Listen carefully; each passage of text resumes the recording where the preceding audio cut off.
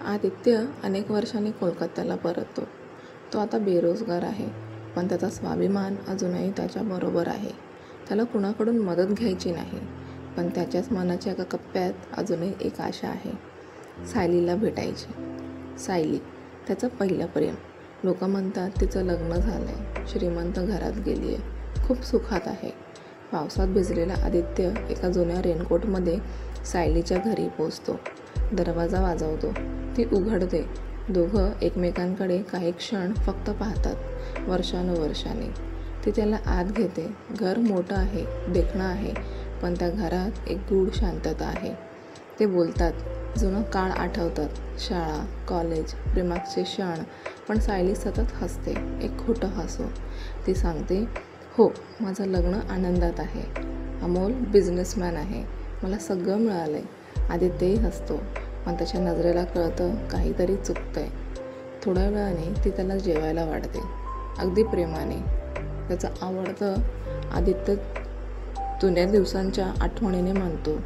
सायलीचे हातचं जेवण अजूनही तसंच लागतं. ती त्याला परत जाण्यासाठी थोडे पैसे द्यायचा प्रयत्न करते, पण आदित्य नकार देतो. मी कोणाकडून मागत नाही, तो म्हणतो. ती फक्त मान डोलावते. डोळ्यात काहीतरी दडवलेलं असतं. आदित्य निघतो, रेनकोट घालतो आणि पावसात निघून जातो. आदित्य घरी पोचतो, रेनकोट काढतो आणि खिशात एक गाठोडं सापडतं. तो चकित होतो. आत थोडे पैसे आणि एक चिठ्ठी असते. तो ती उघडतो आणि वाचतो. आदित्य, मी तुझ्याशी खोटं बोलले. माझं लग्न आनंदात नाही. अमोल मला प्रेम देत नाही. मी एकटी आहे तुझ्याशिवाय. मी सांगू शकले नाही कारण तू पुन्हा तुटू नकोस. मी सोन्याच्या बांगड्या विकल्या कारण तुझं भविष्य माझ्या डोळ्यासमोर आहे. माझं प्रेम अजूनही जिवंत आहे. तू परत आलास हेच माझ्यासाठी पुरेसं आहे.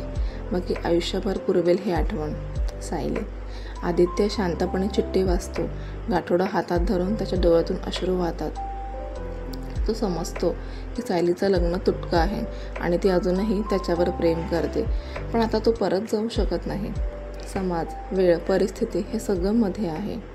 ती त्याच्यावर प्रेम करत होती, पण सांगू शकली नाही, आणि जेव्हा सांगितलं तेव्हा तो परत येण्यासारखा वेळ उरलेला नाही. तुम्हाला जर ही आदित्य आणि सायलीची कहाणी तुमच्या मनाला स्पर्शली का, मग एकदा लाईक बटन दाबा, तुमचं प्रेम दाखवा आणि अशाच आणखी हृदयस्पर्शी कथा पाहण्यासाठी प्रेमिक कथाला सबस्क्राईब करा. तुमच्या प्रतिक्रिया कमेंटमध्ये जरूर लिहा, कारण प्रत्येक प्रेमाची कथा वेगळी असते, पण भावना तीच. पुन्हा भेटूया एका नवीन व्हिडिओसोबत. धन्यवाद.